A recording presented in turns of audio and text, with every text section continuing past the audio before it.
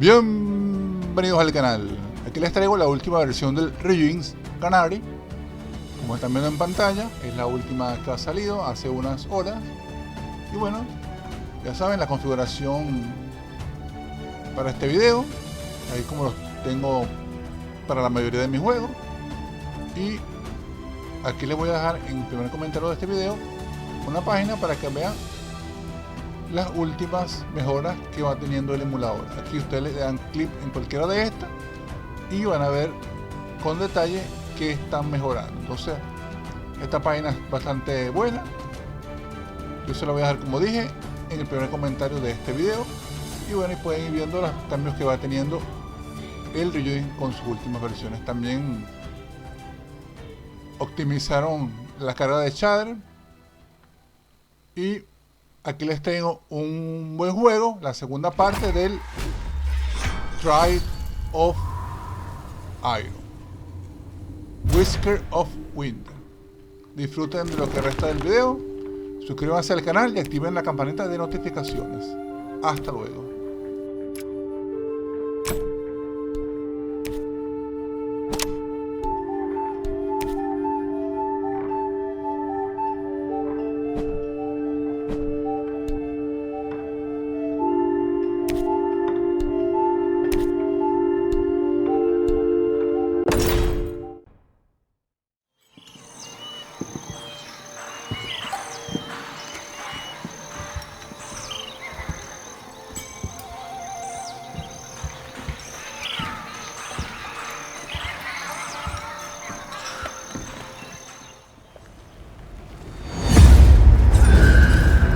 In the north, they thought they knew all there was to know of war, until the War of the Rift. While the southern king hid, warm in his keep, the Darkwings cut their bloody trail from frozen north to winter's edge. Alone, the warden and his small garrison turned their whiskers to the icy wind. At the end of hope, in a last barrage, they wiped Batkind from the land and memory. With no sign of the Darkwings' return, in time, few believed them little more than a fairy's tale.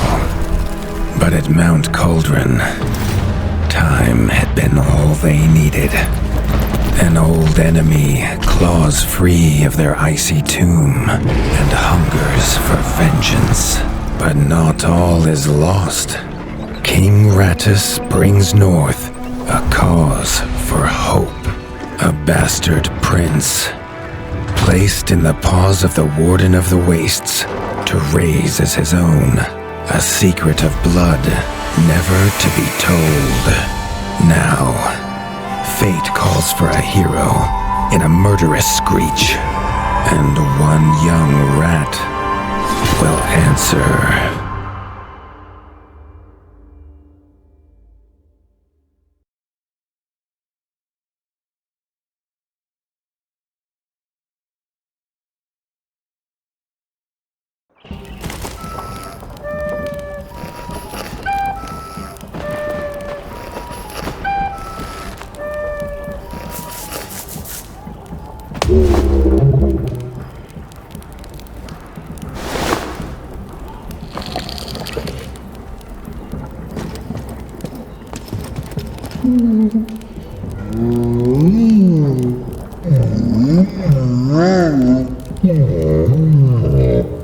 The stomp of his father's boots on the stair was how every morning began for Arlo.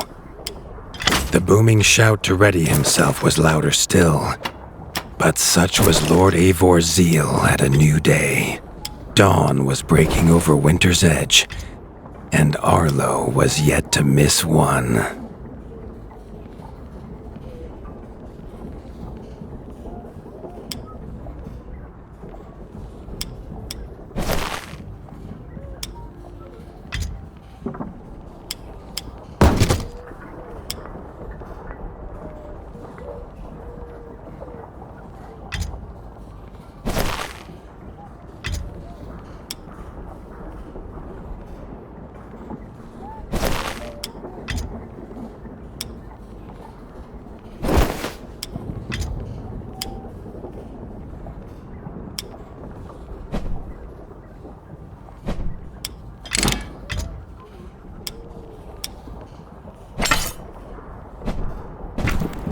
The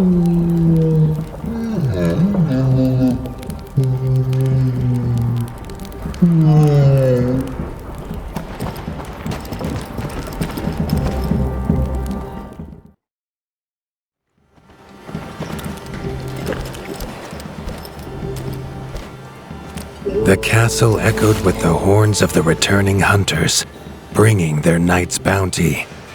Arlo's little heart quickened to hear it. The only thrill to be found inside the high walls was a hunter's tales of what lay beyond them.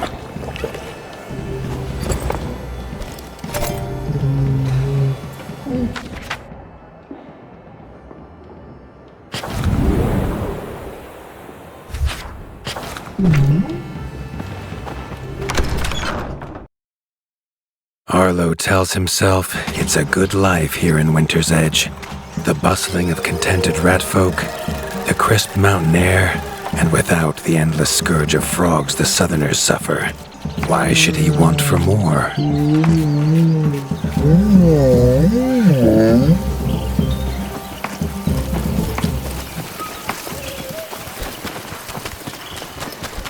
There was no time for tales of the hunt today. Lord Eivor was already dividing what was an excellent haul, happy to see his people provided for. Arlo longed only to join the hunt, to see the ratdom or even the lands beyond. His father called it a fool's wish. Arlo's destiny was unshakable, much like the keep that would become his by birthright. Arlo has no memory of his mother, but Hilda's food was a true taste of maternal kindness. With the right ingredients, she would make meals nourishing to body and soul.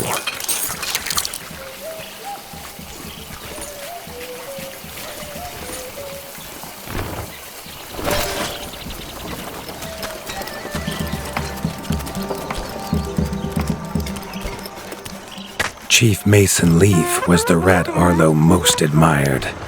As younger brother to Lord Eivor, his carefree uncle never faced the burden of being warden of the wastes.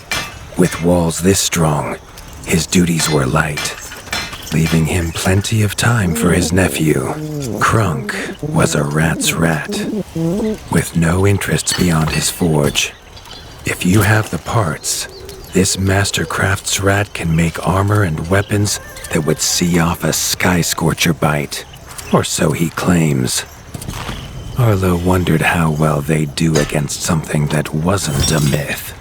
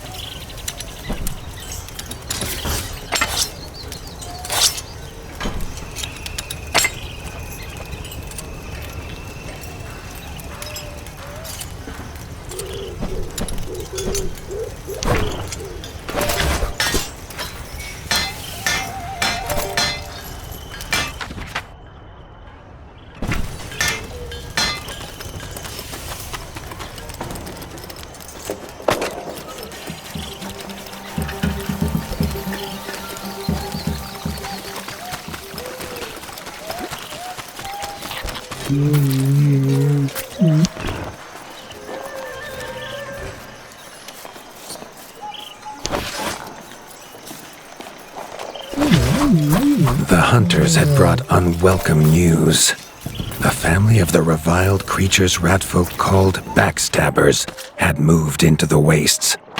Eivor told his son to fetch his weapons.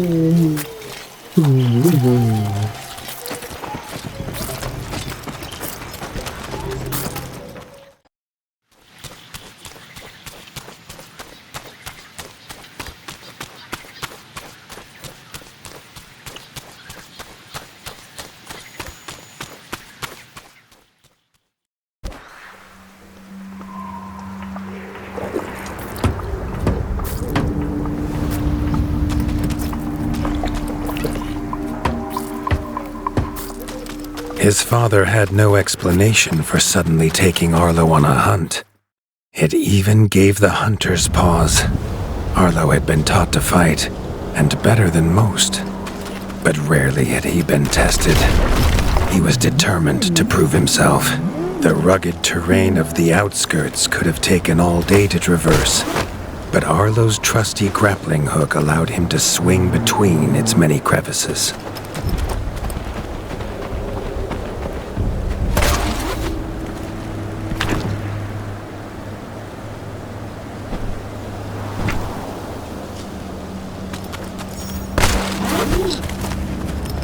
Arlo liked the feel of a sharp axe cutting through the vines. The wilds were part of his home, and nothing in them would frighten him.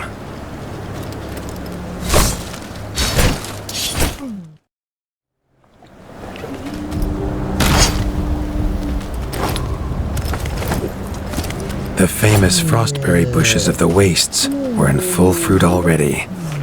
Their juice made a healthy tonic, though Lord Eivor preferred them fermented.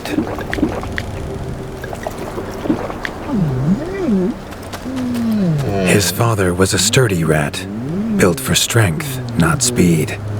So Arlo found it curious that he challenge him to a race. The prospect of the hunt had filled Lord Eivor with a vigor that his son had not seen in years, or at least since breakfast.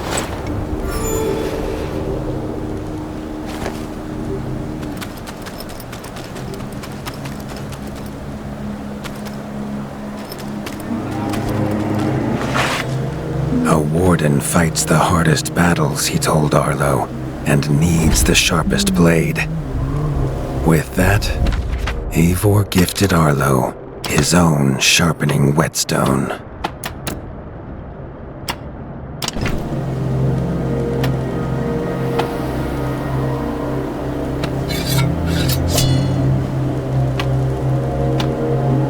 Whether these beasts were named for their spines, or for some past unforgivable deed, no rat knew.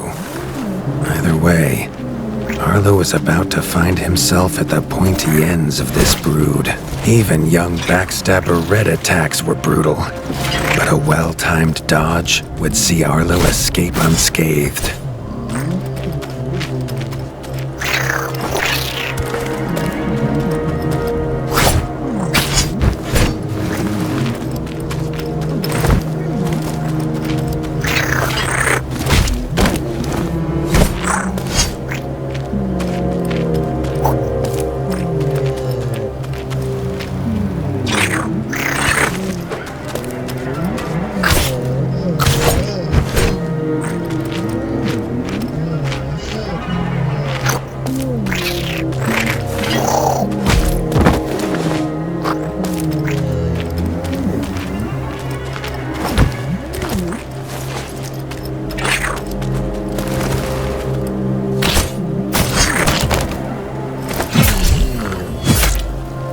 This backstabber lived up to its name with its deadly white attack, but Arlo's shield could block the deadly spikes.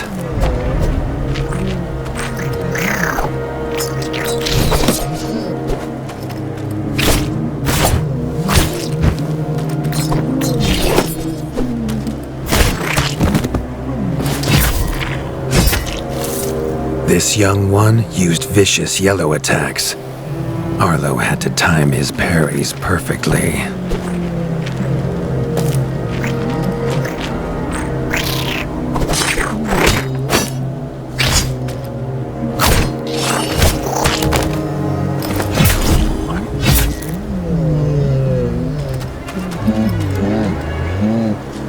This mother had left her young to fight alone, but the same could not be said of Lord Eivor as he leapt to his son's side.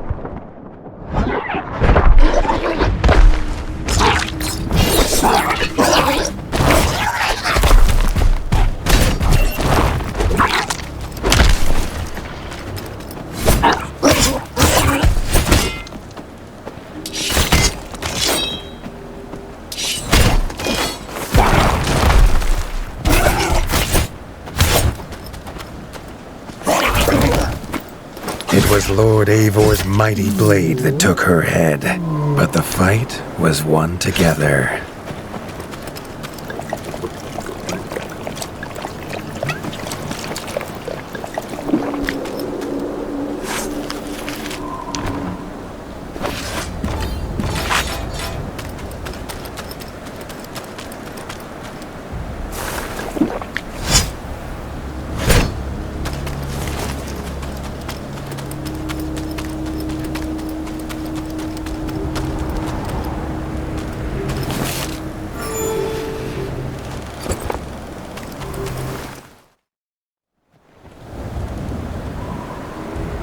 Arlo basked in his father's pride, almost as warm as at the fire inside Winter's Edge.